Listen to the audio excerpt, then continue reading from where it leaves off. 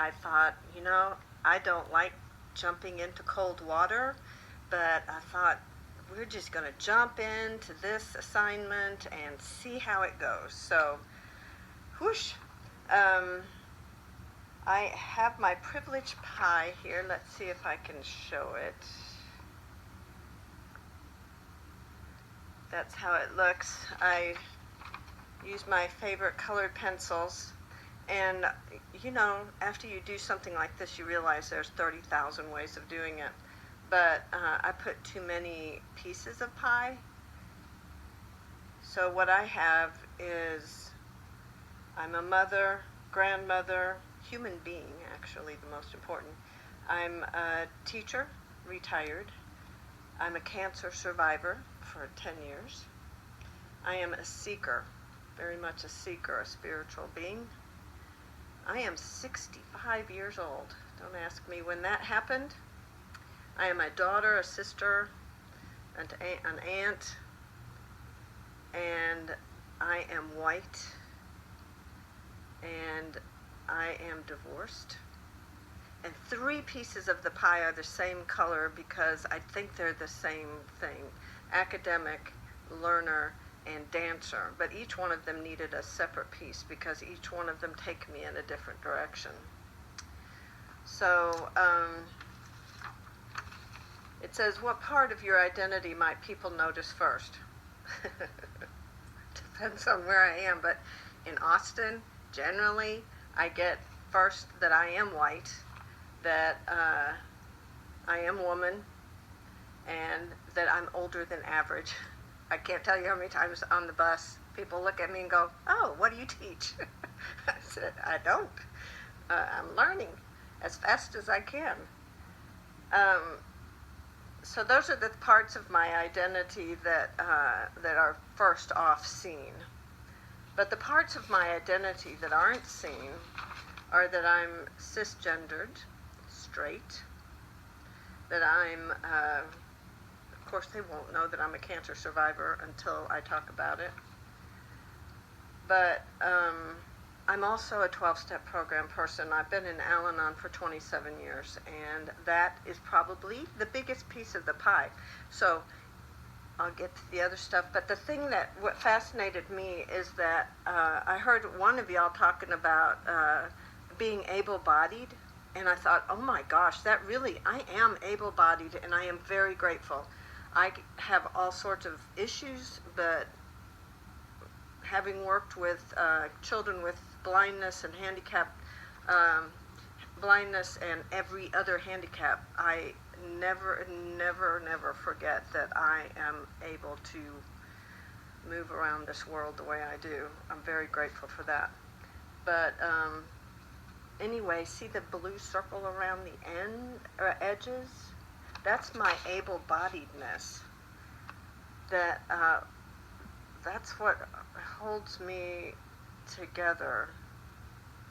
It's funny because at this age and stage, so many things are happening, and it makes me even that much more aware that that is what you see. You don't see the breast cancer. You don't see that I have a big problem in my ear, cholesteatoma, if anybody's ever heard of that, and that I have neuropathy of the feet. So you don't see my physical ailments. What am I least comfortable sharing? Honestly, I'm least comfortable talking about my faith, my spirituality in terms of religion. I'm totally cool talking about it in terms of spirituality, 12-step program, all of that, but I'm really cautious about talking religion. I happen to go to church every single week, and I happen to go to 2 very different churches every single week. And I love it. I have done it my entire life. It's part of who I am. But if I say that to one group of people, they will automatically have a little bit of a concern. And if I say it to Christians or other Catholics, they automatically assume that I have drank the Kool-Aid, that I have taken it all in, no, No, I hold all of my spirituality like a loose garment. Thank you. The other thing is that I'm not comfortable sharing is my whiteness because I was actually raised in Spain. My first language was Spanish. I went to school with Spaniards, and it is my lifeblood. In the people that I most loved in those first many years um, were Spanish-speaking people. So I am also bilingual. That's what I taught in my profession as well as blind. So when I share my whiteness, I almost want to say, yeah, but you don't understand. I'm cis-cultural is what I learned this morning as I was getting ready to do this, because the word cis actually means on this side of, and I'm on this side of cultural. Anyway, probably doesn't make sense. What biases emerge from my identity? I am probably a walking bias. I don't even know when I'm filtering through my bias. But my grandchildren are very quick to talk to me about that. The other day I said something and they said that that was very Karen of me. Well, I had to look that up. And I was not happy at first, but I'm always grateful to my grandkids for trying to grow me up at the tender age of 65. Um, I come out of being middle class, upper middle class, white. I moved through this world with that, and I'm not even aware of it until I was in that class where we learned about the knapsack. And the extent to which the privilege that I have is extraordinary. And I am aware of a lot, and I am grateful for the awareness. I move through prisons, I move through low income, I move through a lot of places where I am knee to knee and heart to heart with people. And so I do need to be reminded, even though I believe we are spiritual beings on a human journey, and I truly try to see the spirit of the person and their character and their humor and that, and be very mindful of the disconnects that I'm sure are there. Anyway, what privileges? Too many to name. I get to walk through a mall. I get to go jogging in neighborhoods. I get to be angry and be angry at police officers, and I get to do all sorts of things and not have to be afraid, at least for the most part. I get the benefit of the doubt, and that is totally drives me crazy. I'm so grateful for my grandson who is teaching me. He's 17, and he is very aware, and he's Hispanic. Both of my grandkids, mostly Hispanic. Anyway, what oppressions might come from my identity? Because I am my age, I know what I lived through. I couldn't get a credit card without my husband signing. Until like a year later, I went to Sears, and they actually took a chance on somebody who was married, but I signed for myself to buy some new tires. And that was one of the first in Dallas that allowed us to get a credit card.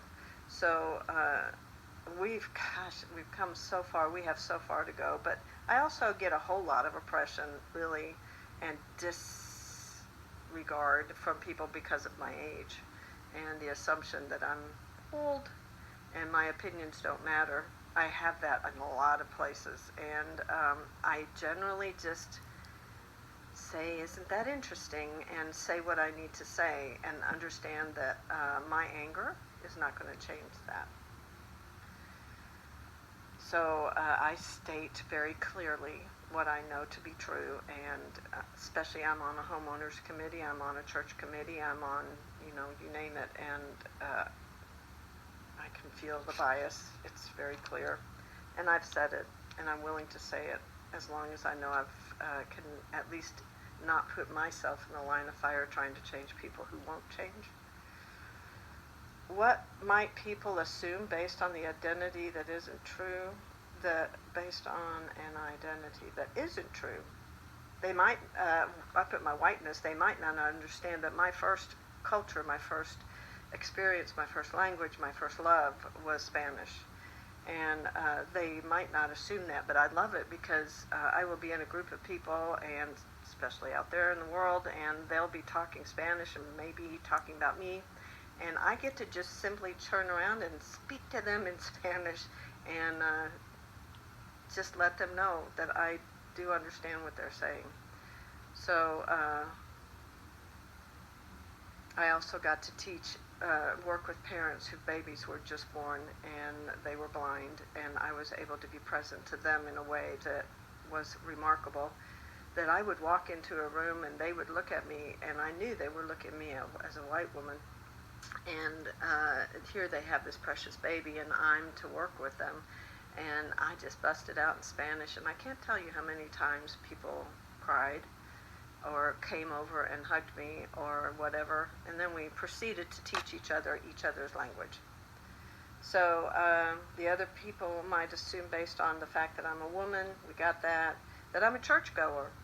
I do not. I believe that we write everything we believe on a whiteboard and just erase the heck out of it, and then allow life to teach us what is God and what is religion and what is.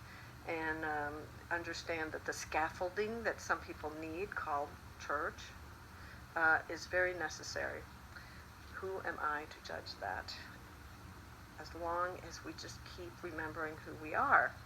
Anyway, this was kind of fun. Learning how to traverse all these different media thingies, I think, is helping my brain, but I feel like I'm a day late and $1 short a lot. So I hope people have patience. Thanks.